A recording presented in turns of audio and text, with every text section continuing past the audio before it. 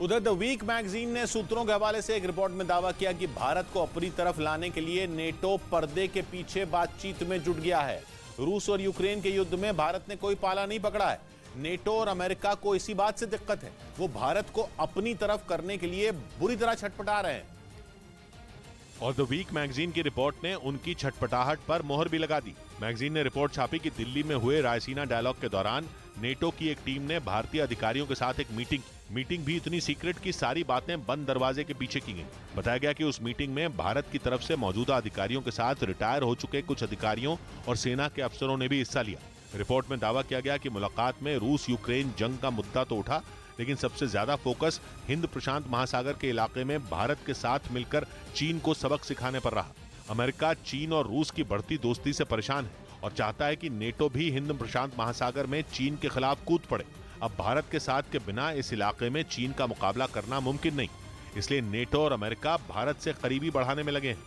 इस बीच राजस्थान सरकार ने पुलवामा शहीदों के परिवार वालों की सभी मांगे मान ली। इस मुद्दे पर शहीदों के घर वाले पिछले 8 दिन से जयपुर में धरने पर बैठे थे, जिसके बाद मुख्यमंत्री अशोक गहलोत ने अपने 2 मंत्रियों को उनके पास भेजा और 8 दिनों से धरना दे रहे शहीदों के घर वालों की सभी मांगे मानने का भरोसा दिया। मुख्यमंत्री अशोक गहलोत जी ने ही कहा कि भाई इनसे बात करके समस्या का समाधान करें। पीड़ित परिवारों ने सरकारी नौकरी और शहीदों की मूर्ति लगाने की मांग की थी।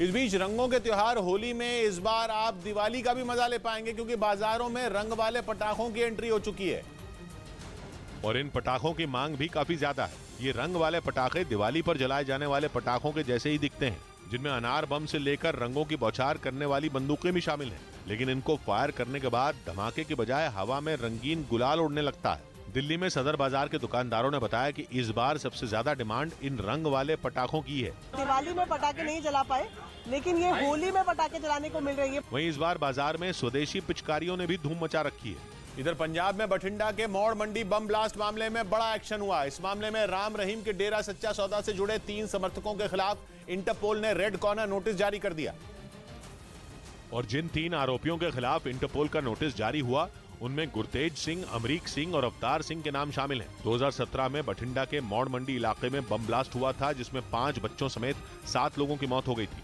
उधर यूरोप के देश जॉर्जिया में एक बिल पर संसद में मारपीट ही हो गई। इस बिल के तहत अपनी फंडिंग का 20% से ज्यादा हिस्सा विदेश से पाने वाले संगठनों को फॉरेन एजेंट के तौर पर रजिस्टर कर दिया जाएगा। जॉर्जिया के विपक्ष का मानना है कि इस बिल के जरिए सरकार बोलने की आजादी पर हथौड़ा चलाना चाहती है, इसलिए विपक्ष के सांसदों ने कोहराम मचा दिया। उन्होंने कसम खा ली कि वो बिल को किसी हालत में पास नहीं होने देंगे। फिर क्या था, जॉर्जिया की संसद में थप्पड़ पर थप्पड़ चलते नजर आए। पुरुष सांसदों को एक दूसरे से दूर किया गया तो एक महिला सांसद हाथापाई करने उतर आई। उन्हें भी बाकी सांसदों ने किसी तरह रोका, तब जाकर मामला शांत हुआ।